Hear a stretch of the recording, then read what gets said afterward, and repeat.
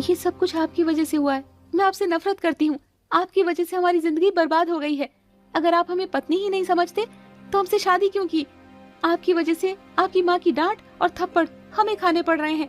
मेरी बहन तो भोली है, उसे कुछ भी समझ नहीं आएगा। पहले तो आपकी माँ की वजह से हम दोनों बहनें सौतन बन गई, और उसके बाद आप हमें पत्नी भी नहीं मानते। तुम दोनों मुझे माफ कर दो, लेकिन मैं मजबूर हूँ। कमला और कुसुम, मैं तुम दोनों को यह सच्चाई बताना चाहता हूँ कि इस घर में बड़े भैया, भाभी और माँ के खिलाफ जाकर तुम्हारा कोई फायदा नहीं। तुम उनकी बात मानो, इसी में तुम्हारी भलाई है। नहीं तो माँ हम तीनों को इस घर से बाहर फेंक देगी। हम लोग भूखे मरेंगे। साथ ही साथ तुम दोनों वापस अपने घर भी नहीं लौट सकती। तुम्हारे पिता भी तुम्हें मार डालेंगे। मैंने आज तक माताजी, भैया और भाभी की कोई बात नहीं टाली है, लेकिन कुसुम, तुम्हें उनसे बदतमीजी नहीं करनी चाहिए थी। सारी गलती मेरी ही है। मैं तुम दोनों की शक्ल भी नहीं देखना चाहती। तुम दोनों की वजह से मेरी जिंदगी बर्बाद हो गई है, और आप क्या मुझे पत्नी का दर्जा नहीं देंगे? मैं खुद आपको अपना पति नहीं मानती। अरे शादी से पहले मैं तो अपनी पसंद के लड़के के साथ भागने वाली थी, लेकिन मेरी इस बड़ी बहन कमला की वजह से आज मैं यहाँ पर हूँ। मैं अपना जीवन सुख से बिताती, लेकिन आप सबकी गलतियों की वजह से मुझे यहाँ आना पड़ा। इतना कहकर कुसुम वहाँ से चली जाती है और अपनी नफरत शाम को दिखाती है। लगता है सारी गलती मेरी ही है। मुझे शादी के लिए इनकार करना चाहिए था, बात नहीं मानना चाहिए था। आपकी कोई गलती नहीं, सब भाग्य का खेल है। आप आराम कीजिए, सुबह आपको लकड़ियाँ काटने भी जाना है।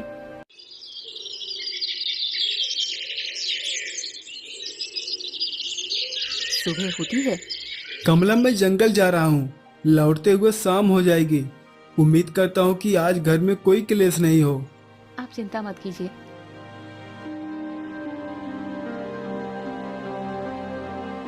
आज जंगल ये आ तो गया, लेकिन कुछ अजीब सा लग रहा है, जैसे कि कुछ ऐसा होने वाला है जिससे सब कुछ बदल जाएगा। अरे, जंगल में आते ही यार बच्चे की रोने की आवाज कहाँ से आ रही है? इस घने जंगल में अपना बच्चा आखिर कौन छोड़कर जाएगा? आगे चलकर देखता हूँ। शायद जो बड़ा बरगद का पेड़ है वहीं से यह आवाज आ रही है।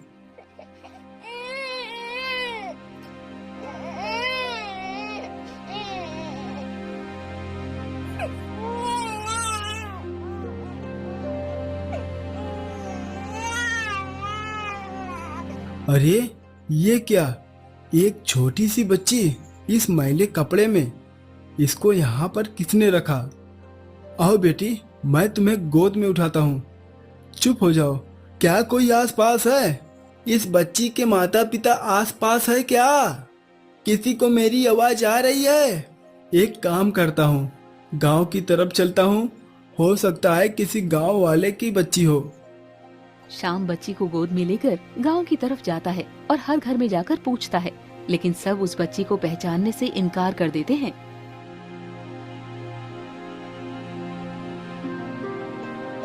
पूरा गांव घूम लिया, बच्ची तो इस गांव की नहीं लगती। कोई जानबूझकर इस बच्ची को जंगल में छोड़ गया था ताकि जंगली जानवर इसे खा जाएं। इसके माँ बाप को मेरी माँ की तरह लड़कियों से नफरत होगी। चलो बेटी, मैं तुम्हें घर लेकर चलता हूँ। मैं तुम्हारा पालन पोषण करूंगा। अब से मैं तुम्हारा पिता हूँ।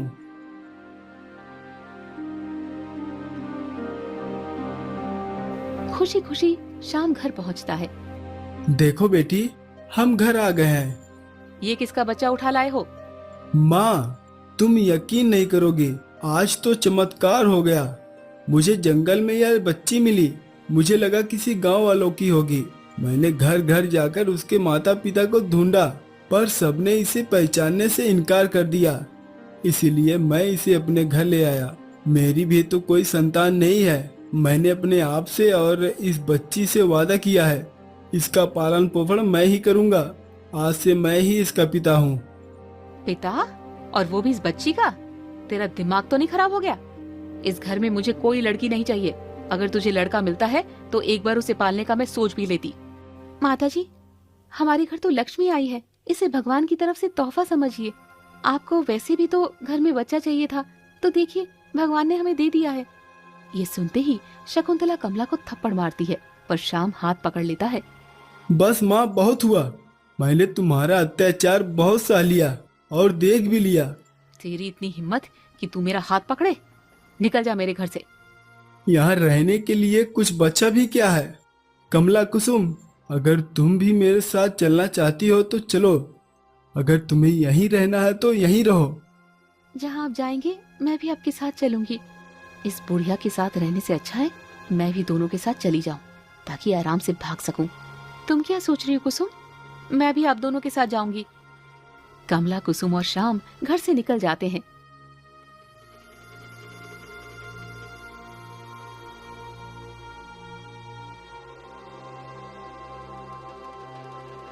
हम घर से तो आ गए हैं, लेकिन अब रहेंगे कहाँ? मैंने सोचा है जंगल में लकड़ी और घास की एक कुटिया बना लेंगे और वहीं पर रहेंगे। लकड़ी काटकर मैं सभी का गुजारा कर लूंगा। क्या लकड़ी काटकर हम 4 लोगों का पेट भर पाएंगे? कमला और श्याम मिलकर जंगल के पास एक घर बना लेते हैं और कुसुम बैठकर देखती रहती है। कुसुम, तुमने घर बनाने में तो मदद नहीं की, लेकिन देखो बच्ची रो रही है, इसे गोद में तो उठा लो। मुझे बच्ची से कोई लेना देना नहीं, इसे तुम ही पालो। मुझे तो बच्चे पसंद ही नहीं है। मैं तुम दोनों के साथ आई हूँ ताकि उस नर्क से निकल सकूं। रहने तो कमला, इस बच्ची का ख्याल मैं खुद रख लूंगा। मैं भी आपके साथ हूँ। मैंने बच्ची को पहली बार देखा था तो इसके चेहरे पर चांद जैसी चमक थी। मैं सोच रहा हूँ इसका नाम चांदनी रख दूं। बहुत ही सुंदर नाम है, आज से हम इसे चांदनी पुकारेंगे। क्या बात है मेरी सौतन बहन, पत्नी का हक तो तुझे मिला नहीं, लेकिन तुम्हारे प्यारे पतिदेव ने एक बच्चा जरूर ला कर दे दिया। कुछ अच्छा नहीं कह सकती तो बुरा भी मत कहो। कमला, मैं लकड़ी काटकर बेचकर आता हूँ, तब तक तुम चांदनी का ध्यान रखना। कुछ खाने के लिए भी लेकर आता हूँ और मेरी बेटी के लिए दूध भी लेकर आता हूँ। दिन बीतते जाते हैं, चांदनी भी बड़ी होने लगती है। वहीं दूसरी तरफ विमला के दोनों बेटे चोरी चकारी और नशा करना शुरू कर देते हैं। मैं तो कहीं का भी नहीं रहा। आज फिर तुम्हारे मायके से खबर आई है, तुम्हारे बेटों ने चोरी की है और इतनी छोटी उम्र में दोनों ने शराब भी पीना चालू कर दिया है। सिर्फ मेरे बेटे नहीं हैं, आपके भी हैं। मैंने कहा था बच्चों को अपनी नजरों से दूर मत करो, लेकिन तुम्हें तो उन्हें पढ़ाना लिखाना था। अब हम क्या करेंगे? न जाने कितने पैसे हम उनकी वजह से भर चुके हैं, जो उन्होंने लोगों से चुराए थे। तुम्हारे बेटे चोर बन गए हैं, चोर। दूसरी तरफ चांदनी पढ़ाई में अव्वल आती है और गांव में खूब नाम कमाती है। अरे मेरी बच्ची, तूने तो मेरा नाम रोशन कर दिया। तुझे पता है मास्टर जी कितने तारीफ कर रहे थे। गांव में जितने भी लोग मुझे मिले सब तेरी तारीफ कर रहे थे। कक्षा में तू अव्वल नंबर लाई है।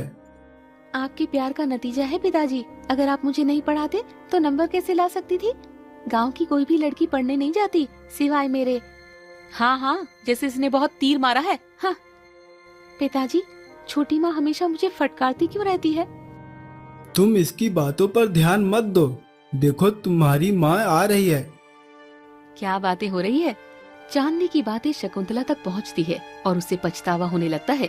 उसी बीच अपने प्रेमी के साथ कुसुम भी घर से भाग जाती है। अरे तुम दोनों के बेटों से अच्छी तो वो शाम की बेटी है। पूरे गांव में उसकी प्रशंसा हो रही है, और तुम्हारे बेटे ने तो हमें कंगाल कर दिया। बचा खुचा जो धन था वो सब लुटा दिया। अच्छा होता उस दिन मैं शाम को रोक लेती और उसकी बेटी को यहाँ से नहीं जाने देती। कम से कम वो हमारा नाम तो रोशन करती। वाह, तो आज तुम्हें याद आ रही है अपने बेटों की और उसकी गोदली बेटी की। तो जाओ, निकलो यहाँ से। मुझसे ऐसे बात मत करो भूषण। हमने बहुत सुन ली तुम्हारी बुढ़िया, अब बहुत हुआ। पहले तो तुम्हें पोता चाहिए था, अब बेटी के गुण गा रही हो। जहाँ वजन वहाँ भजन। जैसा बोओगे वैसा काटोगे। आज मुझे समझ में आया, मैंने ऐसी कर्म किए थे। अब सजा तो मिलेगी ही, लेकिन अब मैं अपने बेटे से माफी मांगूंगी। शकुंतला शाम के घर पहुंचती है। बेटा शाम, बहू कमला, मुझे माफ कर दो। मैं तुम्हारी गुनहगार हूँ। मैंने तुम्हारे साथ बहुत बुरा किया। मैंने तुम्हारी पहली पत्नी गौरी के साथ भी बहुत बुरा किया। दादी माँ, आप रोइए मत। बेटी, तुम मुझे जानती हो। मैं और पिताजी जब गांव से जाते थे तो पिताजी हमेशा मुझे आपका घर दिखाते थे। कहते थे कि यहाँ दादी माँ रहती हैं, जो हमसे नाराज हैं, लेकिन एक दिन वो हमसे मिलने जरूर आएंगी। मैं तो कितनी अभागी हूँ। मैंने कितने पाप किए हैं, लेकिन फिर भी तुम दोनों ने मेरी पोती को मेरे बारे में इतना अच्छा सब बताया है। मुझे माफ कर दो। माताजी, आपको माफी मांगने की जरूरत नहीं, आप तो बड़ी हैं। जो हुआ उसे भूल जाओ माँ। मुझे अच्छा लगा कि तुम हमसे मिलने आई। क्या इस बुढ़िया के लिए इस घर में जगह है? मुझे भूषण और विमला ने घर से निकाल दिया। माताजी, ये घर आपके बिना हमेशा अधूरा था। आप अंदर आइए और हमारे साथ रहिए। कुसुम कहाँ है? ये लंबी कहानी है। ठोकर खाने के बाद शकुंतला